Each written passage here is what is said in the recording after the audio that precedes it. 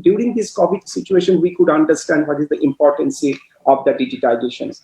Now, thanks to technology, there's the patients get better treatment now with virtual reality tools, wearable medical devices, telehealth, and 5G mobile technology. These are all there, and doctors, on the other hand, can streamline their workflows using artificial intelligence. That is the artificial intelligence power system. So that is a whole part of the digitization that took place. If we see, there are a couple of areas where the digitizations are more working. There is one part that we can see the rise on demand healthcare, why a patient want healthcare on their own schedule. That is 52% of all web browsing the world occurs on mobile devices that we have seen. 2.7 billion actually people worldwide weighing this your smartphones, and 77% of the customers, they prefer going online to book medical appointments online. That is one part. The second part, if we see the development of the digitization, how it took place, that is the importance of big data in healthcare. We are expecting that maybe this big data will surely giving us a lot of impact on this your lower rate of medication errors. This maybe facilitating preventive care. There is a more accurate staffing that the hospitals, they can make it. And physicians and hospitals need big data because the 47% of healthcare organizations are already using patient data predictive analysis. That already they have started doing. And 57% of healthcare companies think predictive analysis will save them 25% of this year. Every CAGR will be 25% growth they are expecting, and will be reaching 14.9 billion by 2025. So further that the big data is concerned. There is a growth in this year treating patients with virtual reality that has taken place. That is the virtual reality helps doctors get better training, one part, and the medical virtual reality market will reach $51 billion by 2025. And these virtual realizations can reduce post-surgical wound and pain by 25%. That is the prediction. Now, there is one part also that is tremendously growing. That is the growth of wearable medical devices. That is the 44% of the people all over the world that has been seen. That is they prefer to wear wearable devices, and 84% of the consumers, they are still maintaining the major data out of their wearable devices. There is one part also that we are talking about that the wonders of artificial intelligence, which has been hugely growing in the healthcare space. That is 84% of the industry leader, if you are talking about that, they are thinking, the leaders all over the world, now they are thinking that artificial intelligence will soon transform healthcare. And it is also, there is a market we are expecting maybe is a 34 billion by 2025. So you see that whatever we are talking about, the digital or the digitizations or the technology, how healthcare is tremendously growing and taking the technology in their hand. So having said that, having said this perspective, I would like to discuss some points with my eminent speakers. So first of all, I would like to ask Mr. Rajiv Sikka, who is heading this year the technology part of Medanta Hospital, one of the largest hospital that we all know Medanta, how Medanta is doing. So there is one thing I would like to ask you, Dr. Mr. Sikka, that is, so what was your experience, this digital initiative implemented in your organization, particularly during COVID time, and what you are planning to do the post-COVID time? So if you can share your experience with the audience, that will be a great learning session. Sure, sir. Thank you. Feel very happy to be part of the panel, and some of the panel members are very, very good professional friends. So thanks. So, when you talk about COVID, I think the story is not completed unless you say so about telemedicine. So we were running a telemedicine platform for roughly 4 years. I think roughly 4 years plus now. And this telemedicine platform was not a typical Zoom or a video call platform. It was a very well integrated platform which was talking to 7-8 platforms in the back, which includes tariffs, doctors, their appointment slots, their EHR, and their availability, and so on and so forth, and definitely the payment gateways. So pre-COVID, somewhere in February, March, our volumes were roughly less than 40, 50 consults per day. I'm talking about February of 2020, and by September we were easily doing 600 plus consults per day. So that's the roughly 12 times jump in 8 months in the telemedicine. And I'll share some examples that we were having some myths about telemedicine platform, that it is only youngster stuff. We realized that more than 55% of the people who were using telemedicine platform were 50 years and elder. We realized that it is no more a city phenomena. More than 45% of the people who were using, the patients who were using telemedicine platform were coming from UP and Bihar and Jharkhand. And generally, these states in the country have this perception that they are lower in the usage of tech. Third thing, which was that only chronic disease patient will never use this platform. They have to come to hospital. And we realized that onco, neuro were the topmost specialties which were using this platform. Fourth thing which we realized is that new patient will never come to the telemedicine platform. Only the one which are old patient are captive, and they have no choice but to use platform. We realized that more than 45% of the patient registered in the telemedicine platform in last 7-8 months were purely new patients. So this is one learning, and we realized that one more stuff which we just want to share is that in Delhi, government announced that COVID can be taken care at home, which means that if you can manage the patient away from the hospital, which is the future according to us of healthcare in India. We have to have patients being taken care, and they don't have to be in the hospital. And within 48 hours of launching that program by the Delhi state government, we launched our own program for taking care of COVID patient away from the hospitals. And in roughly 5-6 months of span, we treated more than 10,000 patients at home. They never visited Medanta. Okay, so there was a daily monitoring call. They were feeding their vitals on a typical app or browser, and we were getting those alerts, and doctors or nurses was calling them, so and so forth. So this one solid learning for us is that a lot of chronic disease patients which never or which generally misses their routine consults or diagnosis can be managed away from the hospital. And we did this program. Now Tiger has tasted the blood, and we will not eat the grass. What it means is that now we have started applying the same principle on chronic disease management, especially in the endocrinology department. And some of the programs which we have launched are super success, which means patient don't have to come to the hospital for a typical day-to-day or routine monitoring. So this is the third learning. One more stuff which we realize is that to manage CT and MRIs, you need senior technicians to place the modality when the patient is on the table. And we realize that those senior technicians are also exposed to COVID. And can we do this management away from the hospital?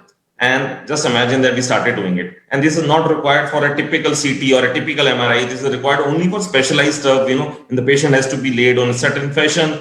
And now our roster is so easy. So whenever once a special case comes, my senior technician doesn't have to rush to the hospital. He's wherever he is. He has a laptop at disposal. He remotely manages the modalities. So what I'm saying is that teleradiology, telelab, telemedicine, managing chronic disease management, all of these stuff are super learning. And I would say that tech is the unsung hero in the COVID era as far as the healthcare is concerned. So and some of these learnings we are definitely applying.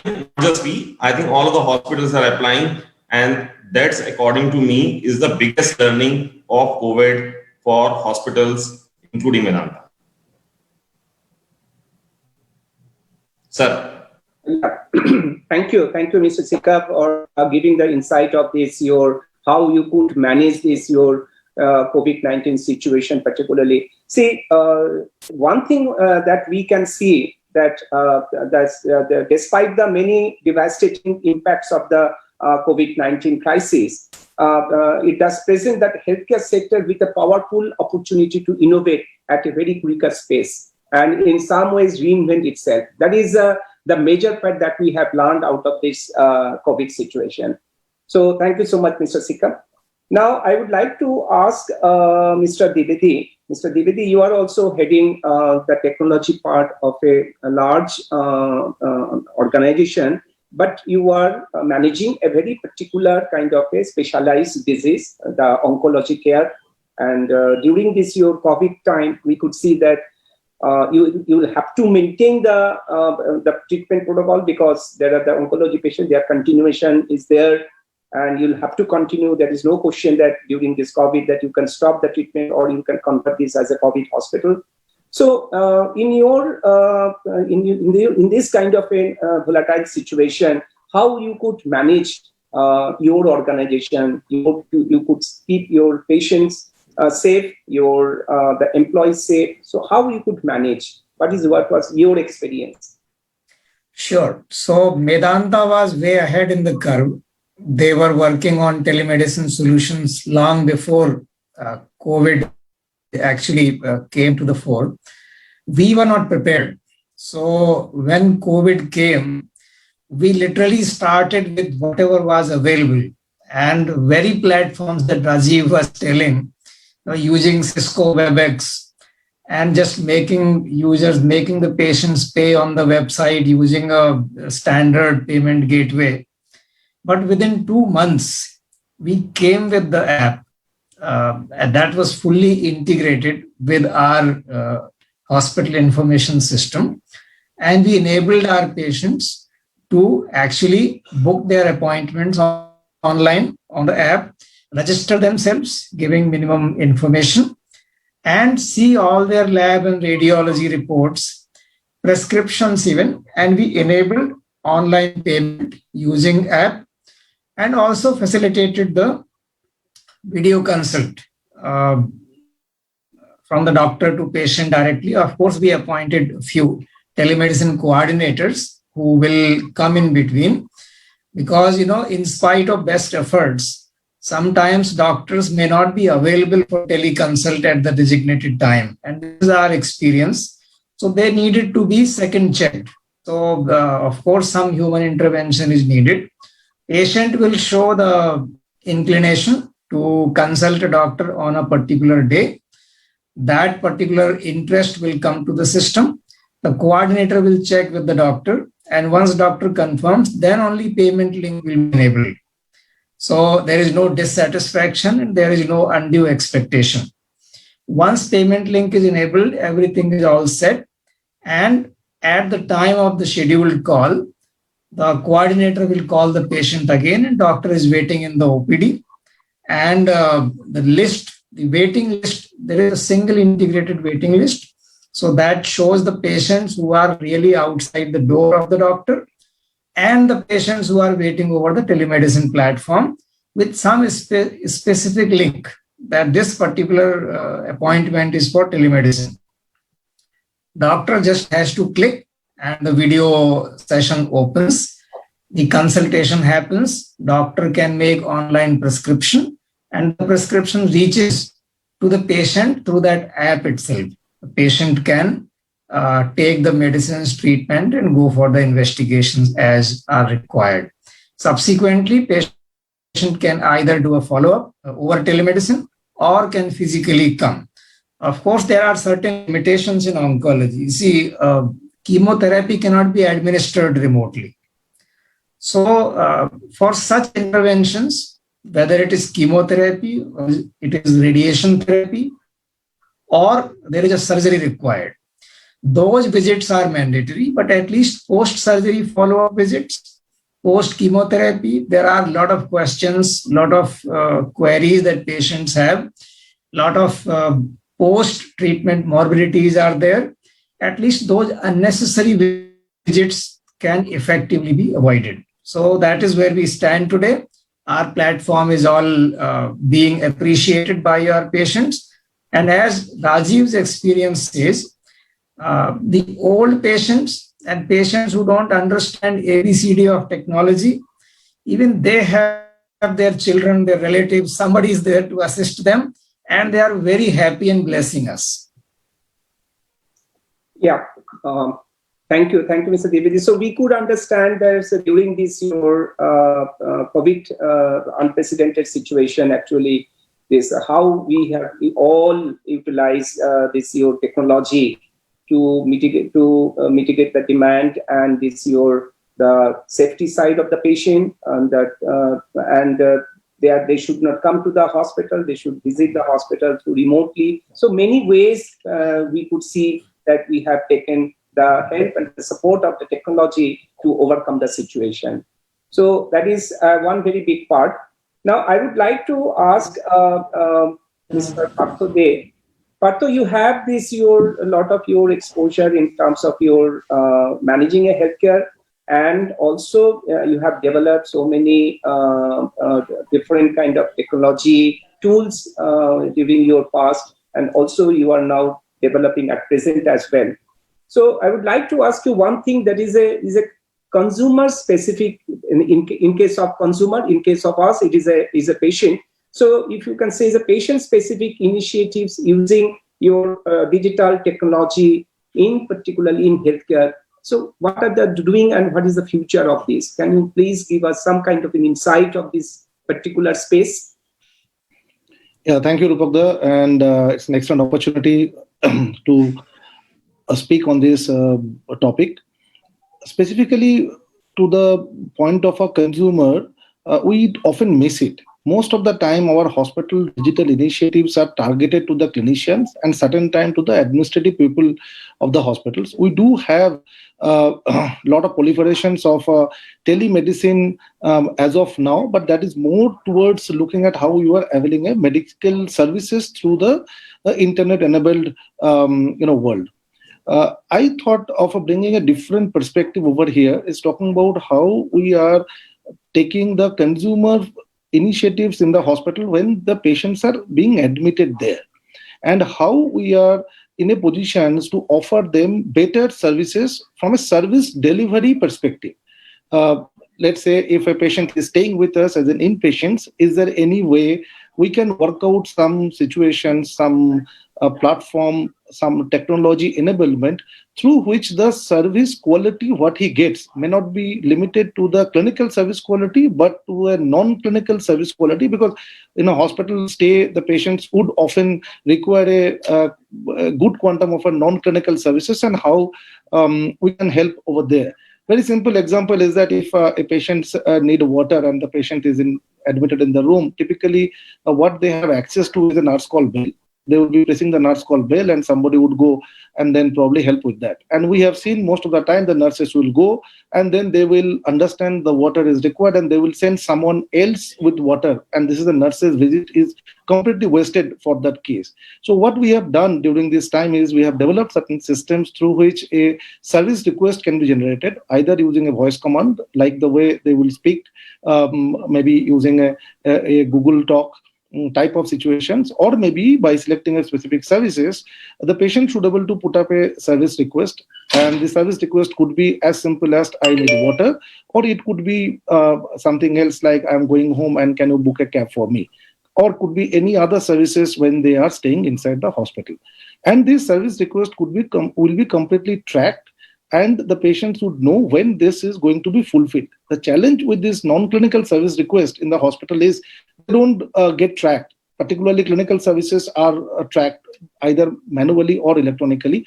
Most or no hospital would track non-clinical services of the patient, but they are very important from a patient perspective. If a patient would like to go to the toilet and there is no one to help him, this is a very difficult situation. And then we have seen several times patients fall because patients have tried to use the toilet of their own. So that's a platform that I have worked with, and the platform now is in a position to help on a non-clinical service delivery with a complete follow-up, and hopefully this is going to elevate the customer experience completely in a different level while they're staying over there. So that's one of the examples that we're looking at. The other area, again, from a consumer experience perspective, what I'm very fortunate to share that we could be able to work out is related to the visitors management in the hospital. Now, visitors are a very important element in the hospital. I'm talking about the visitors who are visiting patients in the hospitals. And visitors would typically visit the patients, and more often they would like to understand the patient condition from the care team. And that's a challenging area. So there are times when I call Rupak Burua as my Dada and said that, Dada, can you please help me with a patient condition in the hospital? Fortunately, I may know some of the healthcare professionals and I can get the information out. But otherwise, if I don't know anyone, irrespective of the patient is getting best of the services in the hospital, patient relatives typically may not be aware of the services being delivered to the hospital, both clinically and non-clinically. And there are times we have got patient feedback that the patient said that, well, everything was fine, but we were in dark. And is there any way you guys can communicate with us better? So we thought that, can we use technology platform to manage this visitors area of the hospital completely as a differentiated customer experiences on a platform where a visitor would like to talk through a e-visit or a virtual visit, can schedule a visit either with a care team, and they could be able to choose whether I want to talk to the nurse, physiotherapist, dietitians, or the consulting doctor or the RMO on duty on a particular time, rather than trying to reach out at any time they want to reach on a scheduled basis, and also book a visit with the patient if the patient is in a condition to talk to them. If the patient is in an ICU and other situations, or not in a position to talk, the other care provider team members can carry a phone or a tab and then get the patient and their visitors to talk to. So that's a virtual patients visitor management solutions that we have worked out. That definitely has helped a lot of people. Because of COVID, we have restricted access, and rightly so. And it's important to keep both the visitors and the patients safe from the COVID situation as much as possible. And also to do with the physical visitor management. Whenever visitors are coming to the hospital, we do typically use a card, and the card has to be exchanged between various people. And we wanted to have a contactless visiting management situation where a QR code is being sent when one patient is admitted in the patient's mobile phone, and that QR code could be scanned, and then the patient can be entered or admitted. Patient visitors are entered over there in the room. And also it shows a map how to reach there. Like typically, if I have to go to Medicity Hospital and I have to find a particular room, we all understand that because of the large size of the hospital, it's really difficult to find that exact place. And here, the patient gets either a wayfinder completely telling that, okay, how he has to reach to the patient room at what time and when he is expected to see the patient. So these are the two examples I thought I will share with you, which is completely towards the consumer-facing experience and trying to create a differentiated service experience for the patient, considering them as country. Right. Thank you, Partha, for your very interesting solution you have created, and trying to sort it out directly with the consumer, which is one of the most important parts. Sometimes we, neglect them in many ways sometimes, but which is very important. And this in the process of your delivering of your healthcare, which is they are part of the program, and it is very important for all of us to create a kind of a business model with participating their part as well. So thank you, Partha. Now I would like to go to Soumitra Bharadwaj. You are handling many, the operational issues in your hospital, and we have observed also that during this your pandemic time, unprecedented time, you have handled thousands of patients. You are one of the highest number of patients that you have handled, and in very, very challenging scenario. So would like to understand a little bit of your experience as well. This is sudden outburst of this your pandemic situation. So how you could handle, and in various ways, maybe in the service front, the clinical front. So how you could manage the show actually during this pandemic time, and what is your plan way forward? And way forward. First of all, good evening to everyone. I'm very happy to be here. Good to see some of my colleagues on the panel. Hello to everyone.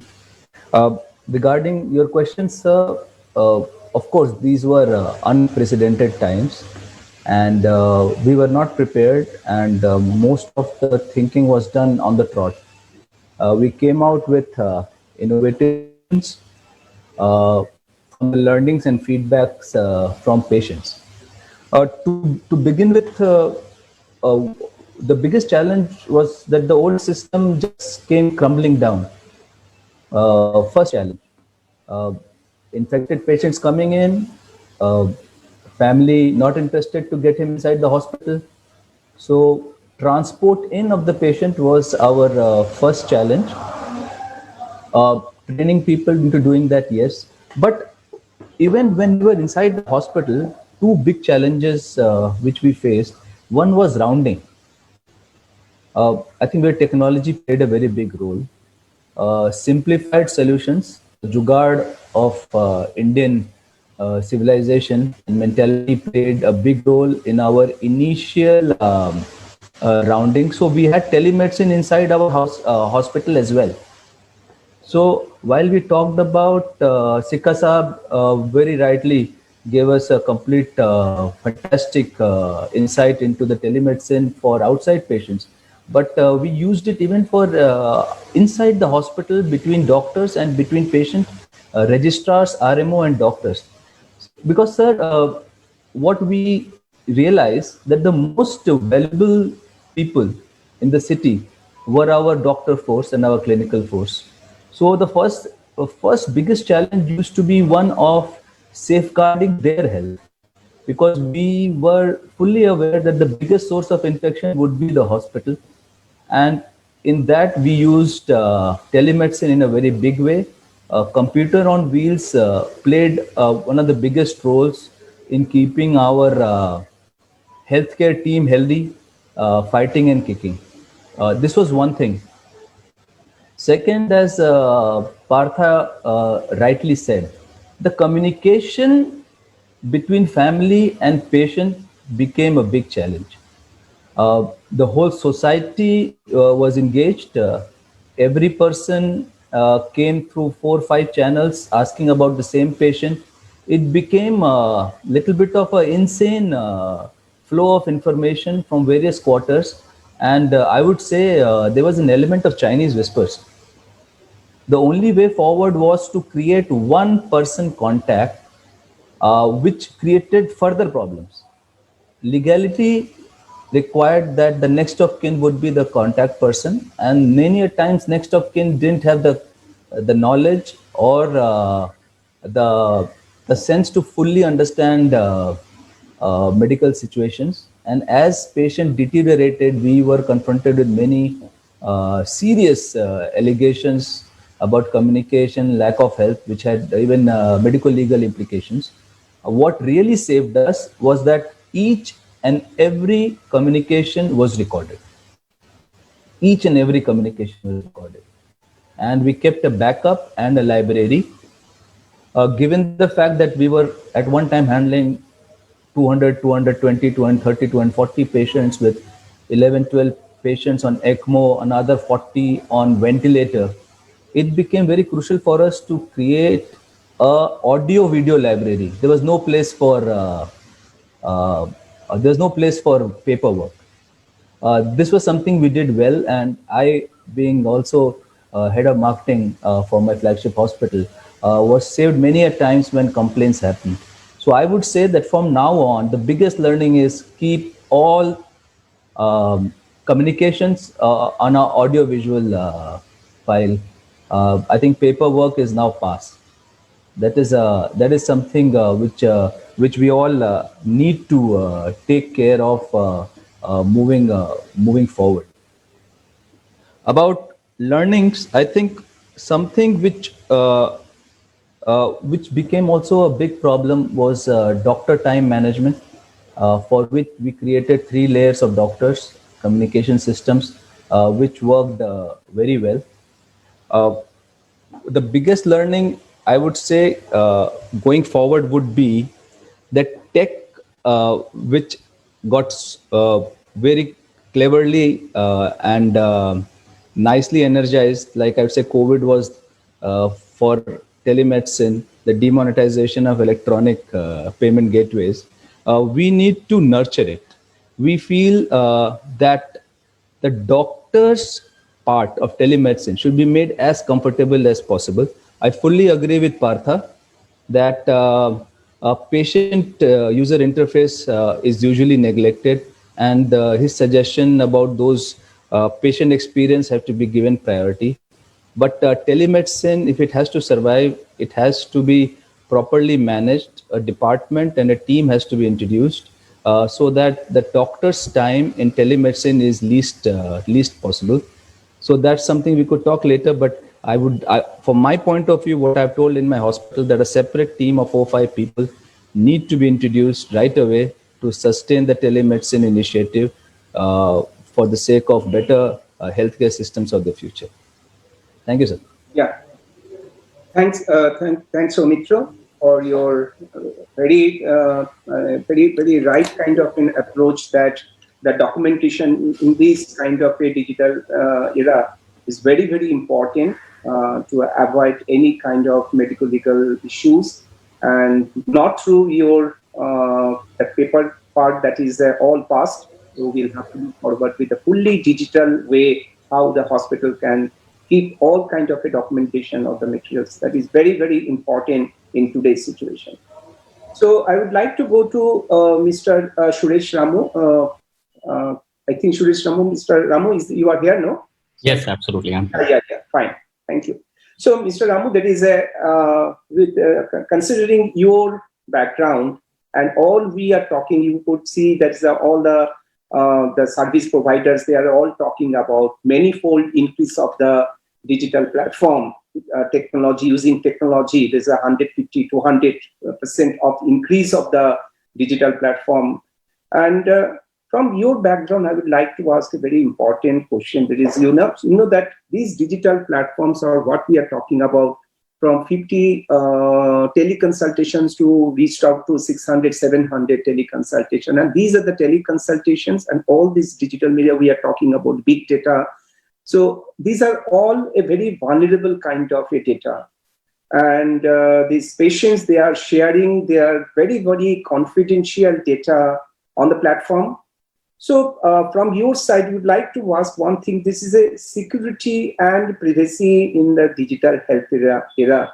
How you look at that, and what kind of your experience or suggestions you can give all of us so that we learn something out of that. Sure. Thank you so much to all of you on the panel, Dr. Rupak Barua, as well as the Bengal Chamber of Commerce. See, I just a little bit of background. I was part of a telemedicine startup about 21 years ago. Obviously, the wrong time to do telemedicine when there was no broadband network. And when we're talking about telemedicine not working just 4 years ago, obviously 20 years ago was absolutely incorrect. But it gave me a significant grounding into the challenges in healthcare. I stuck to healthcare research subsequently for the next 20 years. And in the last 6 years, we've been part of a cancer hospital project called SiteCare Hospitals. So I run a cancer hospital now, and I've also been part of clinical research. And I have a slightly of a technology background. So to come back to your question, I see that 2 or 3 challenges. Number one is that if I look at it purely from a cancer play perspective, and Mr. Dwivedi already mentioned that there is a continuum of care in the whole cancer care journey, for example, that you need to worry about. From a patient perspective, when there is no availability of or access to a clinician, or there is no way to reach the hospital, I think they are looking at any possible means that are available to reach the clinician. So from their perspective, actually, though they do have concerns about data privacy and security, I think their primary concern kind of becomes access. Once there is access, and once that becomes standard of care, which is beginning to happen, to at least in some types of follow-through treatment, then I think obviously there is a question about, is this channel of conversation secure? Am I talking to a clinician on the other side who I know is the clinician that I want to talk to? Is the advice that I'm getting coming from the same clinician that I'm talking to? Because in a face-to-face environment, you have trust that is set up because of the physical channels that are available. In a virtual environment, you can change the background, you can change a lot of things. So, and if the video is not switched on, as was mentioned earlier by Mr. Soumitra, it can become a significant challenge as to know who is on either side. And the doctors also don't want to speak to somebody who's not the patient, and they want to know if they are talking to the patient or the direct first in charge of the patient. So I think the trust becomes the first part of the communication channel. And then you're talking about privacy in terms of making sure that this channel that was established is private and secure in the sense that it's happening between the two intended parties. And the third is, of course, then is there integrity? Is it being stored securely? Can it be accessed by anybody else? What are the medical legal implications if accessed in out of context, for example? As we know, in medical healthcare, you can take things out of context, and then there's a lot of misinterpretation that is possible. So an example of this was when we established a tele-ICU setup. And I think tele-ICUs have been a concept for a long period of time, and it was largely driven, and even today when I speak to many healthcare administrators, the concept of tele-ICUs is applicable when you don't have, let's say, intensivists, or you say you don't have the workload, or you feel that there is a cost optimization that is possible. However, our experience has been that it completely upgrades the quality of services that you can do. For example, you can have a full-term team on site, but you can have a team that is remotely monitoring and capturing all the data and the vitals and trend lines as a second layer of quality control. So you want this channel to be secure, obviously. You also want this channel to be managed securely, and you want the data to go into the specific health record of that individual and patient. And you're talking about an ICU situation, so obviously you're very concerned about how the care is delivered and what are the medical legal implications of this. But the biggest benefit is the fact that you can do continuous monitoring of data, and that you are recording it, and that you have now enhanced monitoring, because you're not just dependent on the nurse or the intensivist on site. You've actually upgraded the entire level of care that you're able to provide to your patients. And I think, so while operational efficiencies are extremely important, and several examples are there in terms of how technology has helped bring in efficiency, but I think a very fundamental requirement that we need to talk about is delivery of clinical care and upgrade of clinical care itself through the use of technology. And when we talk about core clinical solutions, the very question that you asked about data privacy and security become even more critical and important. In operational efficiency parameters, people are willing to sacrifice a lot of that. People are okay, if you're, for example, in many hospitals today, the name is called out of the person, and there are 20 people sitting in the waiting area, and what is the privacy, right? You're talking about the name of the patient being called out in front of 20 people. In some hospitals, you would have a token, and you don't know who is the token, so there is some level of privacy that you can assert, and you don't need extraordinary technology for this, but the principle of privacy becomes important. When you walk into a floor in many hospitals, you have boards that proudly or list out the names of the patients in the various rooms. Now there is no privacy because you're displaying the names of the patients to all visitors, at least in that floor. And there are many who have implemented private solutions to avoid that, right? So in the context of what we are looking for, or maybe in the local context even more so, I think privacy needs to be very, very carefully defined. I think India is maturing. India has definitely got its privacy laws, and I think there are definite requirements in terms of how we manage and store the data. The HIS systems and the EMR systems are definitely getting upgraded, but there are significant gaps. We evaluated our system about 4 years ago, and we're continuously evaluating for an upgrade now. And I must tell you, I was speaking to several administrators in a recent meeting, and there are over maybe 30 or 40, some of them have evaluated. And there are significant challenges in terms of the functionality that you want to seek. And then you go on to describe what is the security standards. Are there significant audit trails, so you know that how the data can be manipulated or not?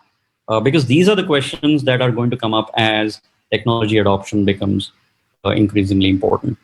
So I think there are several takeaways on the side, but for administrators, I would say put it right up front in terms of the needs for how you store the data, how the data remains secure, how you can access it. What if scenarios in terms of whether the platform is exclusively available within the system, and then you have those limitations of upgrades, etc. But you have the security that it is at least within your secure environment. But storage can become a challenge. If you're going to store it on an Amazon-like cloud, then you also have the same challenges that you would with any other service provider. So these are, I think, the primary challenges that the Indian healthcare is going through right now. And we are, I think, seeing more maturing of these systems, but we still have a fair bit to go. I think the critical component that I would say that does not drive our healthcare delivery is who pays for healthcare. And I think that makes the whole difference between why you can see adoption of technology at a far greater pace in many other countries versus India, because a consumer or a patient and a family, when it's self-pay, wants to make it as affordable and accessible, and they don't really want to, they think everything else is frills in this whole delivery system, while they could be absolutely core in a purely clinical context. Right, Mr. Ramu. That is absolutely rightly you have pointed out the present situation in terms of your safety, security of the vulnerable, the data which we are keeping, and there are some ideas of PCO, EICU, and all. So that is a way forward. Now, I would like to, because I think Mr. Sikka would like to go for another web session. So I would like to finish with Mr. Sikka. One point. Would like to understand, because you are managing a large, as I had mentioned, and you have done so many, that initiatives you have taken during your the pandemic situation and all. Would like to ask you one your way forward. I mean, what are the innovations you are considering? See, why I'm asking this one, see, the healthcare needs more of disruptive innovation. Though there is a great opportunity, we can see that is we have innovated in many ways within a very short span of time. There is now people are talking about now that we need to reduce the cost, because there is a finite part of this your expense part that we need to control cost, but we cannot compromise quality. Here, I think there is a digital technology plays one of the major roles. So in terms of your initiatives, say this cost and quality, so they improve quality and reduce cost. So now people are in the Western side, people are talking about more of the value agenda, where you can measure quality, what are the kind of your treatment is taking place, or your investigations that doctors are prescribing. It is not necessarily that it is more investigation, the treatment will be better. So how can we can control the cost? We can measure the quality. So are you thinking of any way that you are trying to deliver something for your doctors and all, where you can measure quality and you can reduce the cost as well, controlling the cost? Sure, sir. There are two major areas in which we are thinking about these two aspects. One area is on the service excellence part, the example which Partha took, and the other is on the clinical outcome part. So let me focus on the clinical outcome part. Partha took some very nice examples, and I'll share. But let's focus for time being on the clinical outcome part. See, in Medanta, we do roughly 1,000 odd radiology tests per day. When I say 1,000 odd, it includes X-rays, CT, MRIs, PET CTs, DEXA included, mainly on the radiology side. And out of which roughly 60% are around X-rays, both in the OP and IP and definitely in the ER. And what we realize is that these X-rays are always getting reported, in a delayed fashion. Simple reason is that, a lot of senior radiologists don't want to do X-ray reporting. We all know the subject. In IT parlance, a software programmer will never like to do a testing. This, I have learned in my 30 years of career that if you do, send a programmer for doing a software testing will never be good. Same theory is there with the senior radiologist. He will not do the X-rays. So we are realizing that X-rays were getting delayed in reporting. One more stuff which we carry out, sir, is that we run India's largest TB-free Haryana program, where our van goes to districts and small areas, and they, we at any given time we do roughly between 180 to 220 odd X-rays per day in the van, which is a remote area, and we have only one radiologist. So what we realize is that this is not working out. So recently, we went live with a software on the AI for X-ray reporting. And this POC was going on for roughly 8-9 months, where we did POC for more than 3,200 odd X-rays in a one-side blind study, where algorithm was not aware of what the report doctors have given versus, the algorithm is giving. So we realized that, and slowly we started calibrating those software. And now the precision is almost 99.3% in chest X-ray. So what we have started doing is that this, as soon as the chest X-ray is out, software gives you a report which comes to the clinician and radiologist, and radiologist has the report along with the annotation on the packs stating what are the abnormalities and what is the report looking like. In case radiologists feel that this is right, he simply says submit. In case he feels that no, I have to do minor changes here and there, he definitely, it's the subjectivity of the clinician and radiologist, he does that changes. And we realize that our X-ray reporting time on the chest side, which was roughly 2.5 hours, got reduced to roughly less than an hour. So, which is, it's still, not the desired TAT which we were looking for. We were looking for roughly half an hour or so, but still from 2.5 hours to less than an hour is fairly good stuff. So in this particular case, we were able to, save a lot of time of the senior radiologists who were devoting time on reporting X-ray. So saving of time, improvement, and in any case, we are aware of 99.3% accuracy on the chest X-ray, which we have proven with 3,200 odd X-rays in last 9 months. So this is one part. And I'm, taking an example with on the service excellence part on the nursing. Sir, we all know that doctors are a rare commodity, but nurses are also rare. And we all know that in near future, probably nurses will be one reason where hospital can't function because they're in the shortage. So, and a lot of wastage is there in nursing time when they have to go for, giving a blanket or giving a water bottle or, saying that remote is not working in the TV. So we have done some work with Alexa.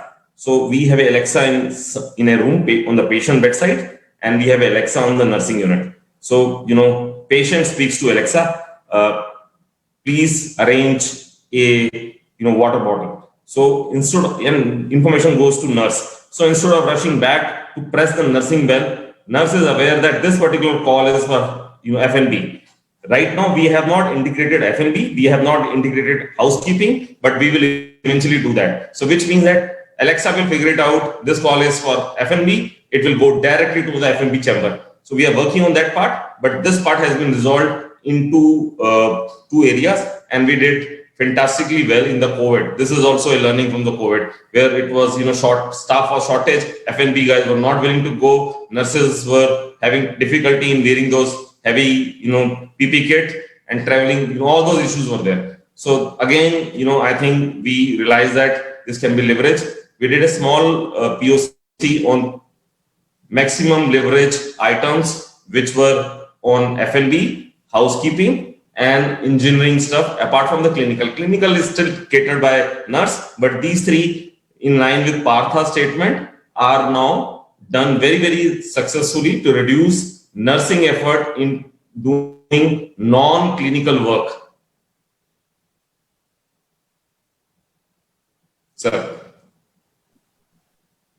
Right, Mr. Sikka. So we could understand that you are working on it out of the pandemic situation. You have learned, and more you are working on it. How value agenda can take place. That the digital contracts support you in terms of delivering value to the patient relatives, so that without any touch, without any working disturbance. So you can be more giving value addition to the nurses, where that they can focus on the clinical part only, and the rest of the part someone can take care. So there is a more, you are creating some value in the organization. So thank you, Mr. Sikka. Now I would like to go to Mr. Trivedi. Mr. Trivedi, there is as we have discussed about that, there is artificial intelligence, and we all know that in the oncology care, there is a lot of use of artificial intelligence, particularly in this oncology segment. And can you please share us, maybe if not that the artificial intelligence per se, but if you can give us some kind of an example that so far the digitization part is concerned in clinical areas that you are working out, or maybe way forward. And one more thing also I would like to understand from you, that is, we all know that we are creating a lot of digital, that your apps and digital initiatives we are taking, but it's very difficult to penetrate or implement it to the senior consultants, doctors. They are not very tech savvy.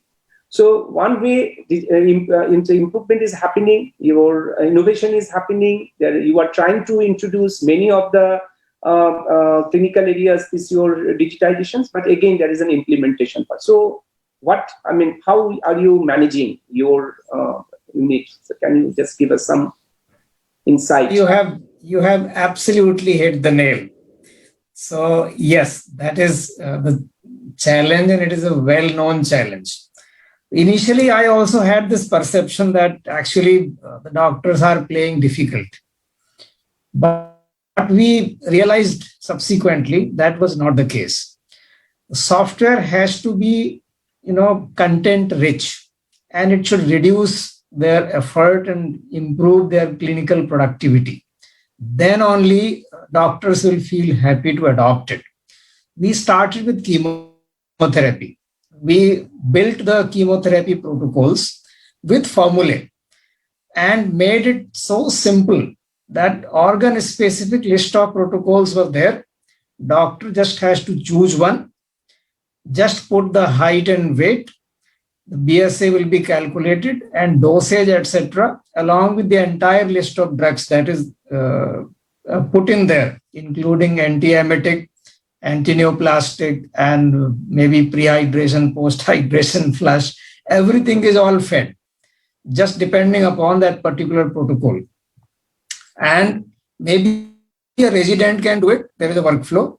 It goes to the senior consultant, doctor reviews it, and if there is any editing needed, doctor will edit. System also has a check for the patient safety point of view, that if the dose edited by the doctor is more than plus minus 5% of tolerance range, system will raise an alarm that this probably is too much for this patient or too less to be effective. Why do you want to do so? So there is an option to put a remark. Maybe there is a genuine reason. And the doctor says, okay. Now it goes to the clinical pharmacist. Doctor need not worry about, putting the dose and frequency and how much solution should be there, in what duration it should be administered. That is all well fed. These are generally the reasons why doctors are so afraid of using EMRs. Too many number of clicks, too much of data to enter. Obviously, anybody will get fed up. Here, it is giving two advantages. One is that everything is on the platter, and second is it is actually providing additional patient safety. Third, doctor need not worry about the packaging also. So, if patient needs 1250 milligram of gemcitabine based on the BSA, that is what the doctor will prescribe. Doctor will not care in what denomination that medicine is available. That is the pharmacist's job. So the complete workflow was designed. And I can tell you, within 6 months, there was 95% plus adoption of this particular workflow. So my assumption that doctors are tough nuts to crack actually was proven absolutely wrong. Then we started working on the other areas, and we literally sat with doctors, because by this time we developed some credibility and some rapport with them that these guys are worth something. So we did similar thing in the general OPD setup also, because every doctor has 5, 6 or 7 medicines generally as preferred list of medicines. Surgeons will prescribe certain antibiotics, certain vitamins. Those are there. We first covering, medical oncology, then the other two were easier. And then certain tests and certain order sets were built based on the doctor's specific practices. They don't see the whole plethora of things. They will see only that much of data. And it is very easy, tick, tick, tick. Everything, average adult dose, the frequency of the medicine, route, packaging, everything is all set. Even specific instructions, doctor can just edit. So this is the area that we could achieve so far. Now the next challenge that we faced is on the inpatient setup. When doctor is going for a round, doctor doesn't have that much time while, seeing the patient to enter clinical notes, either on the tablet or on the cow. It is a real problem. So here AI can help, and we are exploring these solutions with a few potential partners. That one is maybe voice recognition. So doctor, clicks that particular app, patient is selected, and then doctor speaks and notes are captured. Then doctor can review it maybe after completing the round, because enough data is captured now, doctor can edit and then submit the note. The other similar application could be the handwriting recognition. So maybe doctor scribbles something, and then that is converted into text. It is now reviewed and probably saved there. Of course, the original sound file or the text file that was scribbled is also saved for the audit purpose.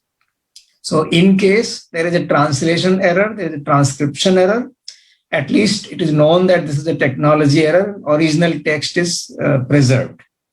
So this is the area that we are working on. Once we are able to completely crack it, I think it will be very easy and natural for our doctors to adopt EMR. Then third is the analytics part. So this is another complaint that generally doctors have, that we keep putting, nothing comes out. So we really need natural language processing. We need unstructured data processing tools, technology. So we are working with a partner that will give a real single longitudinal patient record, and that can show the patient journey in form of a beautiful dashboard. Can also do a lot of data selection and tabulation based on certain parameters, certain symptoms, certain diseases. This we are working on, and hopefully combined effort of these two will bring very fruitful results for us. Thank you so much, Mr. Dwivedi, for your elaborate explanation of this, what kind of AI and how you are managing your senior consultant. It's a big challenge, and I'm very happy that you would understand that and you are managing that one very big way. So we are running little short of time. So I would like to go to Soumitra. Soumitra would like to ask you one very simple thing, because we have talked about many value agenda. We have talked about innovations. We have talked about the new what are that we are doing. We have done during this pandemic and what we are planning to do next way forward. One thing I would like to understand, very practical part I would like to ask you, that the digital part, digitization part of the technology part, we have to use it in terms of managing. So far we have talked about our stakeholders, both of this your internal customer and the external customer. But now I would like to understand a little bit for my stakeholder, that is, that cost of consumable, the billing part, these two areas actually is a very, very sensitive issue. One part I'm talking about communicating to the patient through the billing part, and the one part is the controlling cost, that is the bill of materials, because there is a lot many the low cost corporates we are overstretched with this lot many corporates, lower corporates, where there's a 50-60% that your cut that we'll have to make it, because from our general cost that is a 50-60% down. So in this very volatile situation, how you are managing? Are you taking help of the technology, creating some kind of a managing the consumable or control of the cost and billing part, because you will have to reduce the cost as well for the patients. So anything you are doing, any activity you are planning? Sir, very. You said it was an easy question, but I think it is the hardest question at the panel today. Given this low-cost schemes and this little bit of oxymoron called cheap and affordable quality healthcare, all the hospitals are struggling. I think if you want to contain cost, it's a pure operational issue, and you have to be innovative.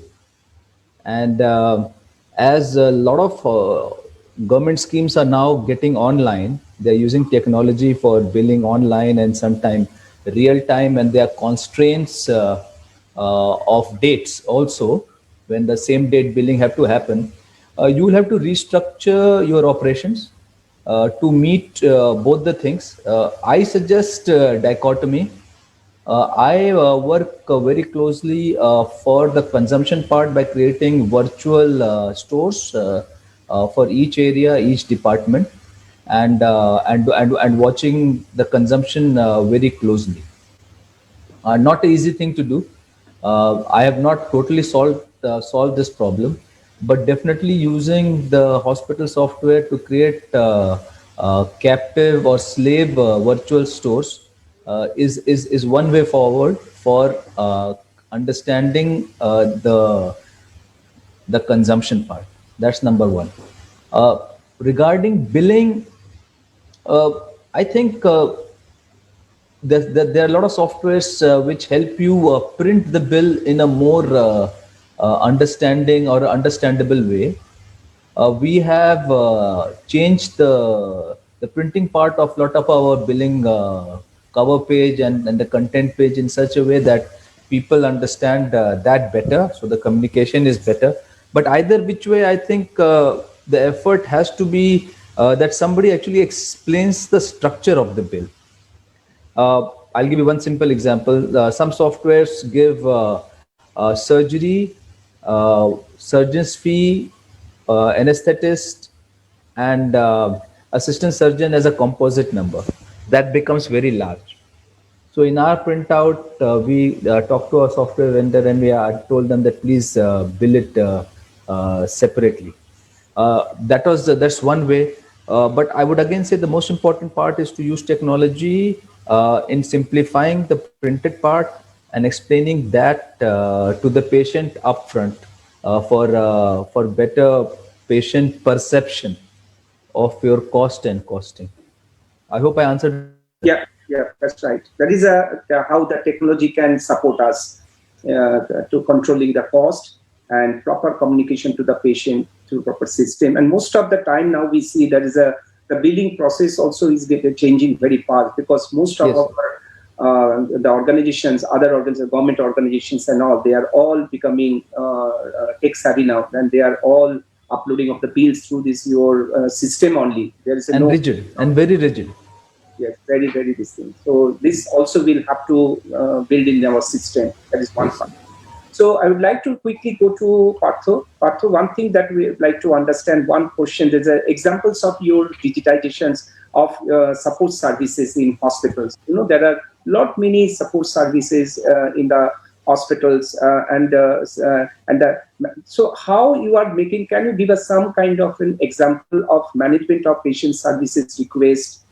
Anything you are working, can we take some kind of a understanding from you, how we can take it forward, and your experience? Yeah. Rupakda is an excellent area to discuss, because this is something typically we don't again cover much in our technology discussions. So any hospital would be spending around 20-25% of the overall cost to the support services, including security, housekeeping. If you look at this general duty attendant, the GDAs, they are one of the largest workforce. Sometimes their numbers are more than the nurses' number in the hospitals. They typically are outsourced employees for most of the hospital, or some hospitals are still having them on the rolls. But irrespective of that, there is a huge headcount is sitting under this head of support services. And we don't typically do any digital enablement of these guys and try to save from there. If we look at, if a hospital is spending 20% in that area, and even if we can save 20% of that 20%, that's a huge amount of savings for any hospitals. So what we thought, that while the larger corporations are focusing on the clinical aspects of the hospitals, looking at EMR implementations in a completely different manner, as most of the speakers have explained, we thought, okay, let us focus on the area which is equally important, at the same time is not touched upon earlier. This is an opportunity and this is an option for a startup to look at. So we looked at multiple areas. We are now looking at options of how we can look at a service request of F&Bs. We look at a service request of all maintenance and the management. So suppose if you need to get a room temperature fixed, then how we will do it. So just a simple service request can get that done. And also we are looking at making a person available at the point of care to provide the services. The challenge is there are too many people in the hospital. But when we need something, that time we neither get the resources, means let's say somebody has to get a very normal ECG done. Then we find either the ECG machine not available or the ECG technician not available. Making both of them, and both of them are available in the hospital. We are very sure. We know that ECG machine is also available and technician is also available, but both of them are not available at the point of care when they need it. So we are working on AI-enabled workflow and optimization processes to ensure whenever there is a request is coming up, how both of them are available at this point of time. Yes, Soumitra. Partho sir, I really want to compliment you. You always come out with a tangent of great importance. You rightly said, it is not exactly so-called of delivery between patient and hospital staff, but between the two hospital staff itself. And you have rightly said, and I would suggest that a startup also look at things which we very carefully and very nicely sort of automated with no intervention, was transport in and out, which is now reduced almost 60,000 calls a month in our hospitals, sir. I think there is very important role in dietetics being, service-based or just typing. Physiotherapists have similarly been automated, and it's very low-end tech. But this low-end tech leaves a very clear trail, and it can be very easily done. Why I just want to take this point, because in a previous panel discussion, I talked about the HospiCare software which we developed in the hospital. It took care of all these things which actually matter as much in terms of quality of service delivery as clinical care. Thank you. Just wanted to intervene on that. Absolutely. No, thank you very much. So you have done my job. What is the more endorsement I can get than a person's like you? Okay, so but we are working, and this is an opportunity, not working for multinationals anymore. Personally, for me now, we can decide that what we want to do is not that my boss decides what I want to do. So welcome. I'm sure all of you would have some point of time have aspirations. I have taken the risk. Hopefully, it will pay off in some point of time. But I think we are looking at the time. Others also need to speak. But this is a very important area. Maybe in some point of time, we should have some discussion only discussing about the automations of the support services. There is a lot of things to be done over there. As Soumitra rightly said, they're very low-hanging fruit, and there is no restrictions on the adoption problem. They will listen what you will tell. It's not like a doctor's issue that you have to listen to them. Here, you give them something and they'll follow it. And the efficiency improvement will be experienced by the patients. They will really feel that they have entered a different era of service delivery altogether. Yes. Thanks, Partho and Soumitra, both. That is real. See, this year and healthcare organizations actually face unprecedented challenges to improve quality in one way and improve access and eliminate waste. And of course, in one area of concern only, or the goal is only how we can lower the cost. So that is the technology. We can adopt the technology to hold this the journey we can complete. So that's very, very important area for discussion, and where we can take technology can play a very, very vital role. Technology can play. So I would like to, it's almost finished. Our part, the last question I would like to talk to ask Mr. Suresh Ramu. See, there is a two part that we can talk to you. There is a one part that is that the Prime Minister, our Prime Minister has announced that is a National Health Mission or National Digital Health Mission, NDHM. Where we are talking about, as per this program, it is going to be a complete digital health ecosystem that we need to create, and with personal health ID. That is a one part. So way forward. So how do you find how far this is possible or practical? That is one. And the second part also we would like to understand that is we are all talking about that your national your health one part, and the other part is we are talking about this is a mobile phone. That is the one major area of concern. So this is healthcare delivery through mobile phone. Is it a myth or fact? Is it possible? So this, if you can correlate these two parts. Interesting questions. I think the mission that we have from the government perspective is a certainty, and I think we need to, as healthcare providers, we need to accept it and move forward. I think the dream and the vision of universal healthcare, I think, will happen. It's a question of how long it will take and how much allocation of funds, etc., will happen. So in that, the primary, I would say, is standardization of the way we manage our health records, the interchange of health records. And I think there are a lot of standards that are being developed, as we are aware.